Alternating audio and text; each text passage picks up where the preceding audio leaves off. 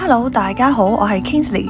嚟到澳洲嘅第7日，上一集講到我哋喺搖籃山住咗一晚，今集我哋就會揸車出返搖籃山，去附近一個好有藝術氣息嘅壁畫小鎮 Sheffield， 再去塔斯曼尼亞嘅瑞士村 Grandow 打卡，之後由 Launceston 飛返悉尼，去悉尼必去嘅海灘 Bondi Beach， 喺海灘附近人氣嘅咖啡店食午餐，再喺市區遊覽著名嘅景點，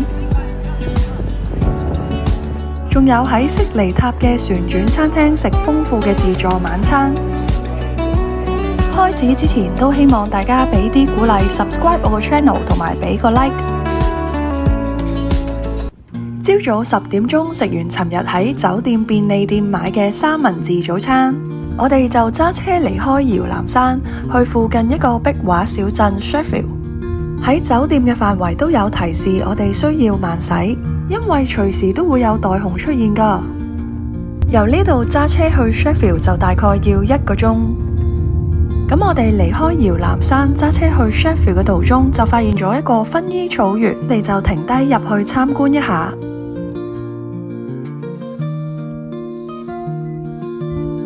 呢度有間 gift shop， 我哋就入去睇下。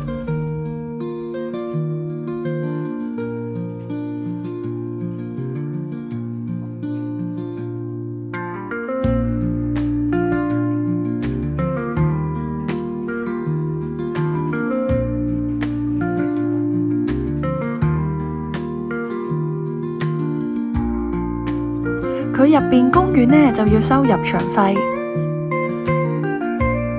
佢出面有個公園同埋薰衣草園就係免費參觀嘅。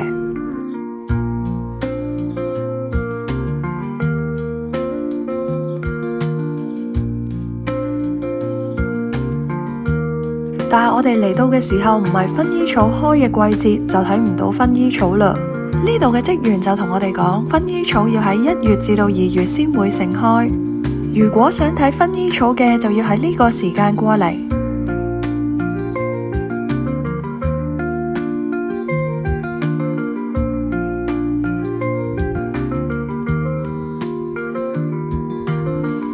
呢度仲有一間 coffee shop，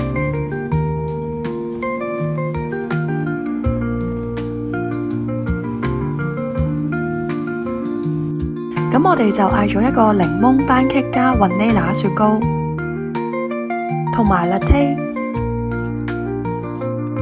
喺呢度坐低休息下，影下相係好舒服嘅。參觀完薰衣草園，我哋就繼續揸車出發去 Sheffield。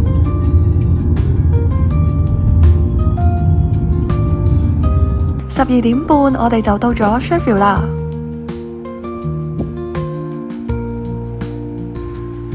呢個小鎮真係好有藝術氣息啊！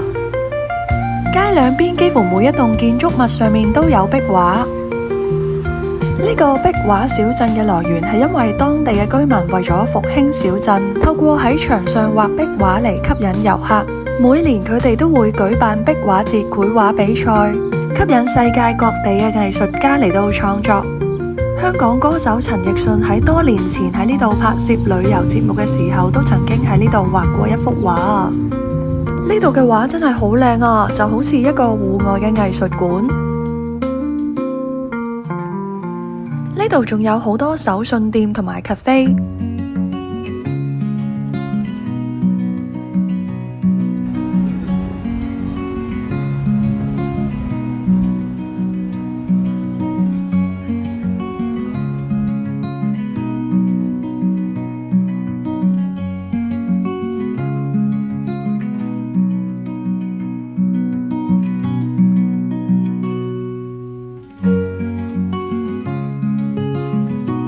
行咗一陣，我哋就揾咗間 cafe 坐低食啲嘢。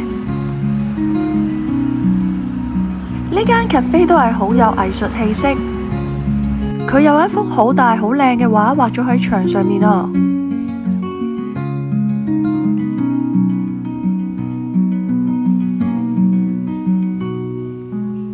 咁我哋就嗌咗一個 mushroom pie、egg benedict 同埋千層麵。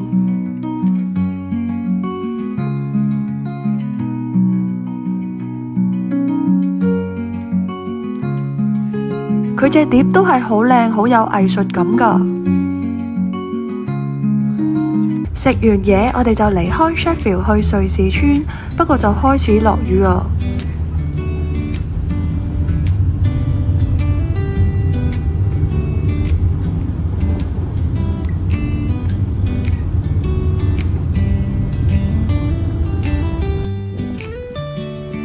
揸車半個鐘，我哋就經過一間雪糕店，就入去食杯雪糕先。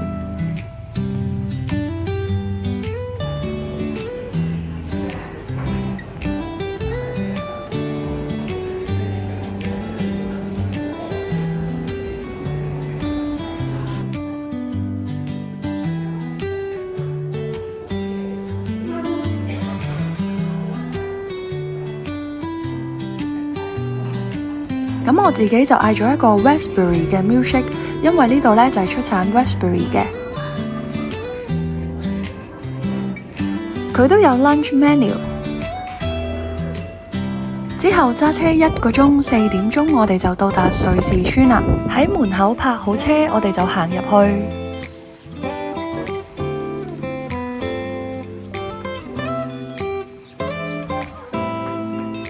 入到嚟見到呢度啲建築物真係好似去咗瑞士哦。佢呢度細細嘅，唔算好大，有餐廳、cafe 同埋手信店。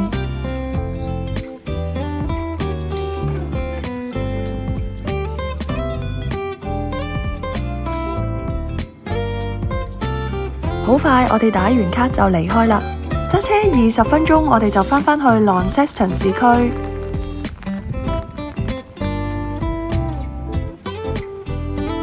返到 Launceston 又開始落雨啦。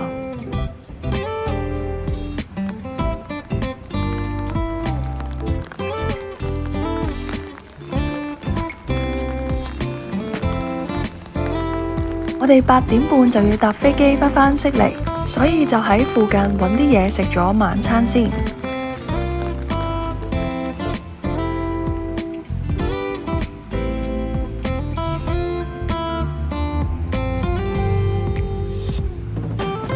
見到呢間回轉壽司就入去試下。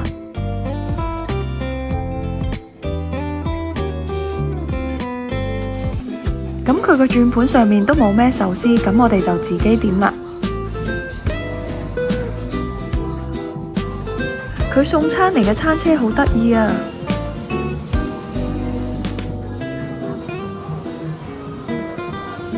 我哋就點咗三文魚壽司、帶子壽司同埋吞拿魚刺身。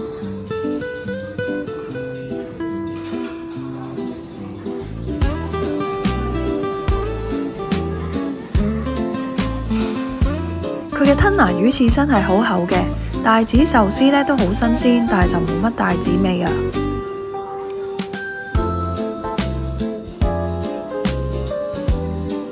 炸雞烏冬就一般般。我哋食完晚飯，揸車15分鐘，6點9就去到機場還車。我哋搭8點半嘅飛機，10點鐘就會去到悉尼。落咗機就即刻返酒店休息。去到悉尼第2日朝早，我哋就先出發去悉尼最出名嘅 Bondi Beach。由我哋市區酒店搭巴士去 Bondi Beach 就大約要半個鐘。我哋都帶咗泳衣嚟，但係天氣實在太凍，係游唔到水㗎。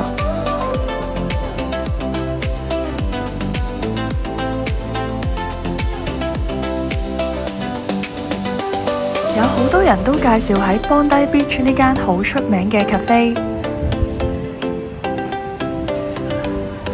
咁我哋就去試下。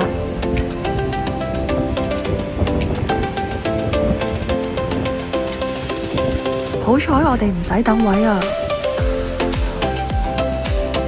佢呢度就寫咗 Voted No.1 Instagrammable Cafe。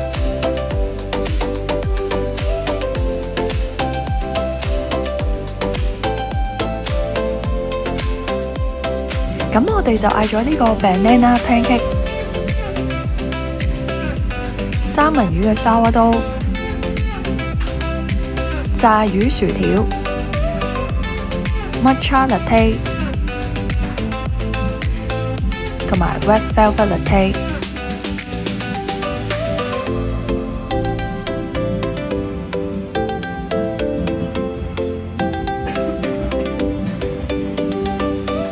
佢呢個香蕉 pancake 咧有好多生果，有士多啤梨、芒果、香蕉、橙、奇異果同埋 berries， 都係27蚊，都唔算好貴。食完嘢，我哋就返去市區啦。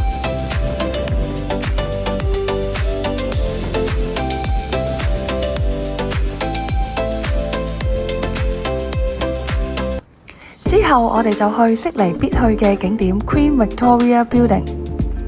雖然我哋10年前都已經嚟過，但係嚟到悉尼都係要重遊一下。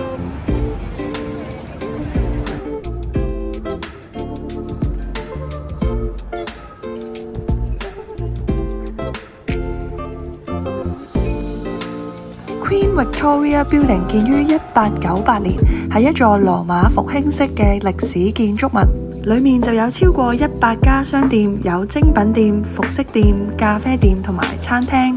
澳洲2大朱古力品牌 Hays Chocolate 同埋 Cocoa Bag 都喺呢度有分店。佢宏偉嘅圓頂、華麗嘅彩色玻璃窗，同埋2個精緻嘅吊鐘——皇家鐘、大澳大利亞鐘，都好值得我哋去欣賞嘅。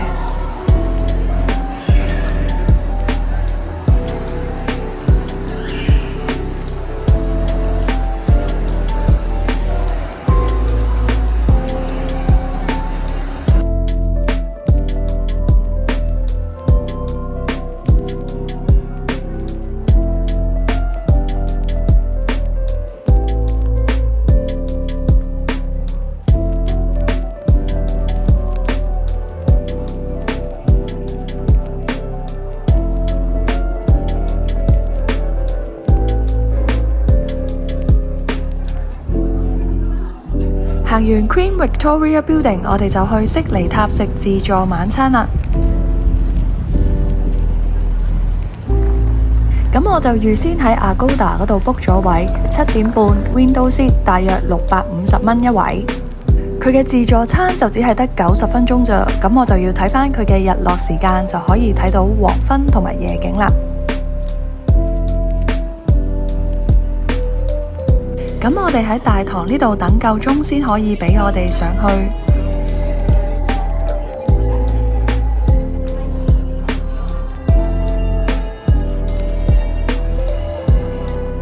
上去餐廳都係需要安檢㗎。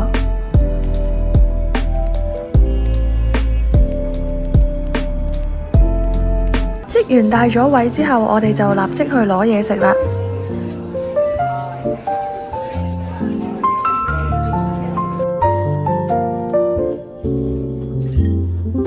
呢度有海鮮冷盤，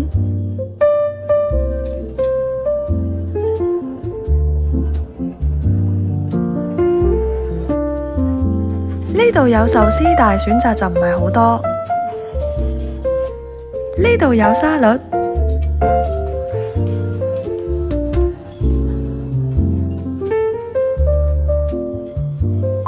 邊就係熱食。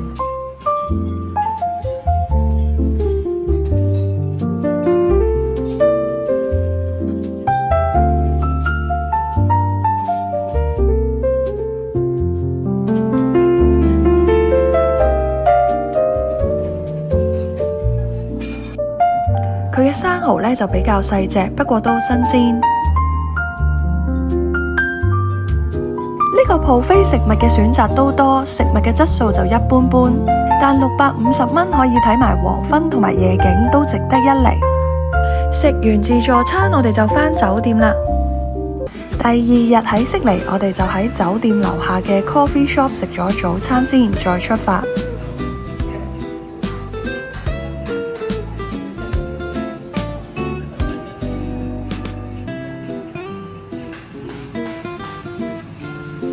嗌咗呢份早餐19個9，有腸仔、煙肉、蛋、薯餅同埋麵包。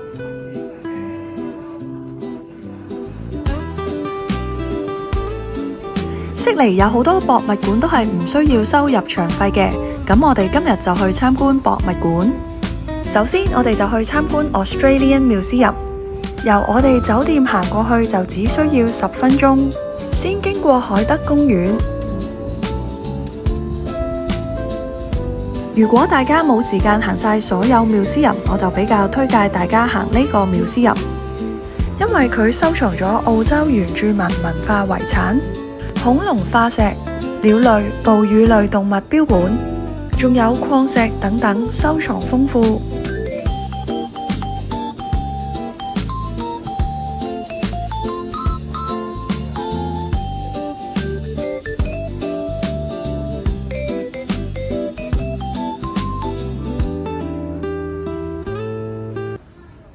一入嚟就係 Wild Planet 展館，就展覽咗好多野生動物，包括大象、犀牛、熊、獅子、老虎等等。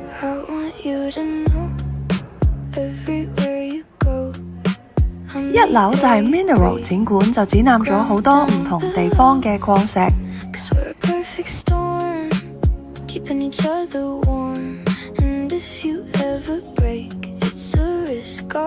二樓就有 Dinosaurs 同埋 Birds of Australia。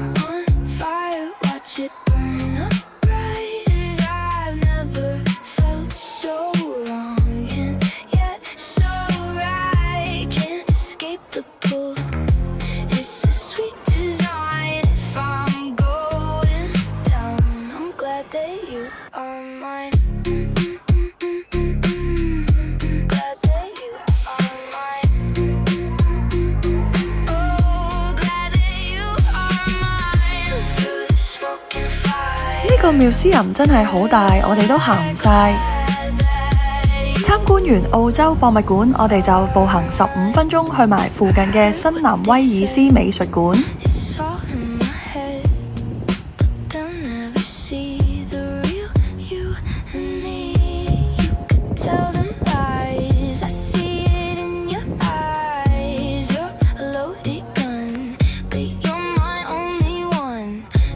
呢個美術館都係免費參觀㗎，佢就收藏咗歷代到當代嘅藝術品，包括澳洲、歐洲同埋亞洲嘅繪畫。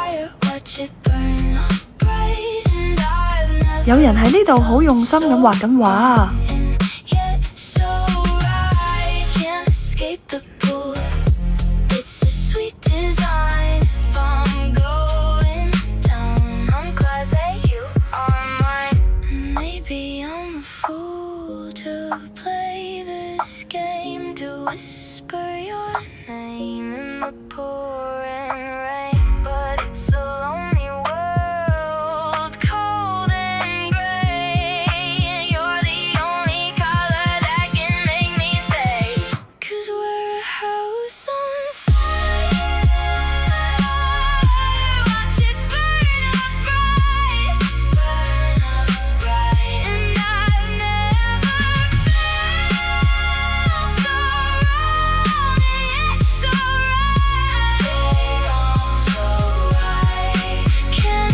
行完美術館已經係1點啦，咁我哋就去悉尼好出名嘅 Sydney Fish Market 食午餐。因為行到有啲攰啊，加上 Sydney Fish Market 嘅交通又唔係太方便，咁我哋就搭的士過去。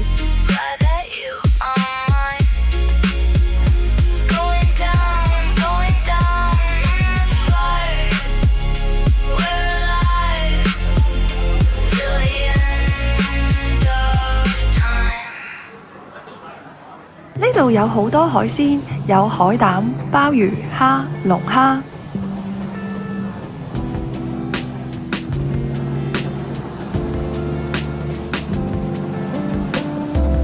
長腳蟹都有。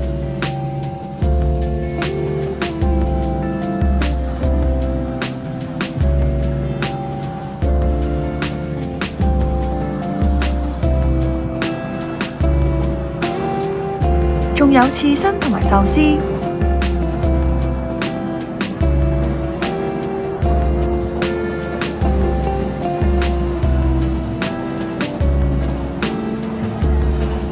悉尼食到嘅生蠔呢，主要都係 Pacific Oyster 同埋 Sydney Wok。咁我就比較鍾意 Sydney Wok，因為佢雖然細隻，但係就比較甜。呢度就有焗海鮮同埋炸海鮮。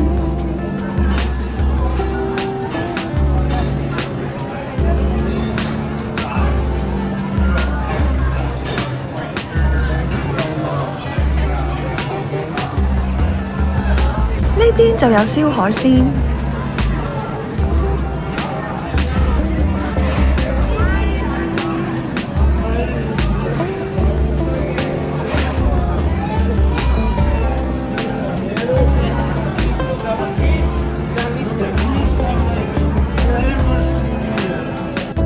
咁我哋就嗌咗刺身、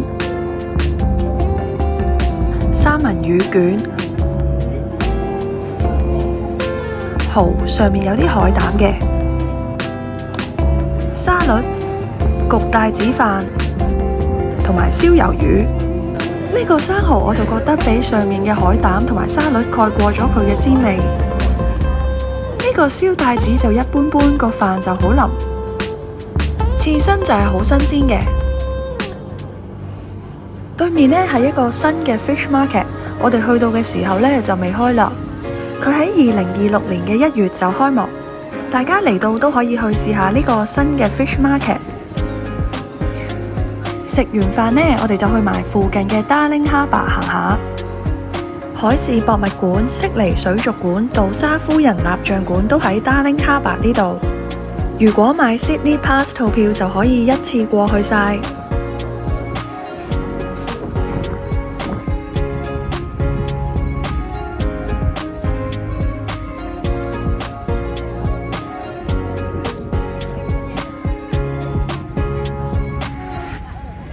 呢度都有好多餐廳同埋酒吧，喺出面行下都好舒服嘅。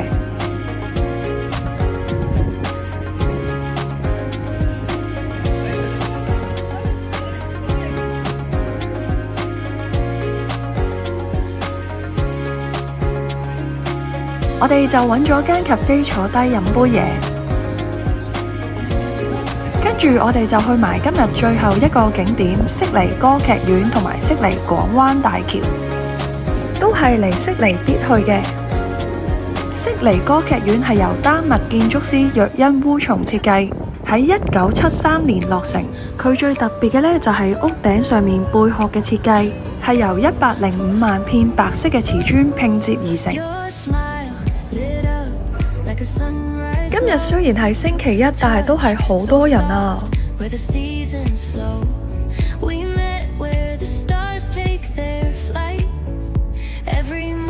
啲人都喺呢度飲嘢打卡。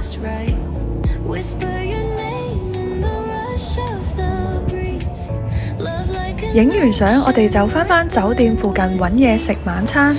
悉尼都有好多亞洲嘢食，我哋就揾咗一間日本餐廳食拉麵。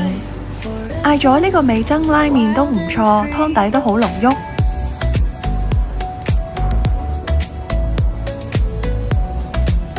第10日，最後一日喺悉尼，我哋就去附近嘅 Chinatown 行下。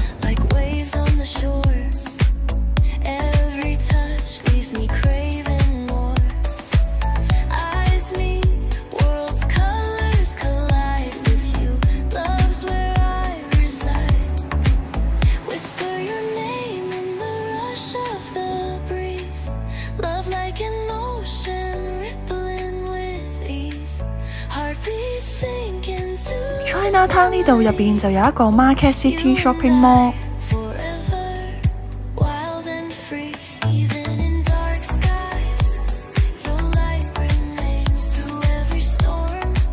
行咗一陣，我哋就喺商場入邊嘅 Food Court 食午餐。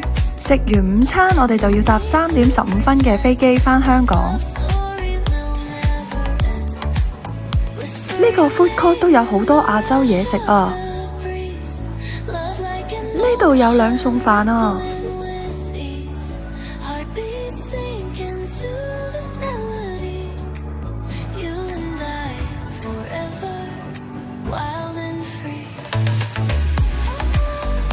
我就買咗呢個海鮮辣沙，都好大碗，有蝦、魚蛋、魚腐、魷魚等等。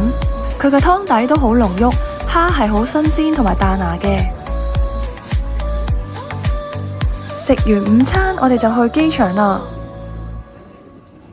今次澳洲10日9夜嘅旅程好快就完結咗啦，期待下一次同大家分享新嘅旅程。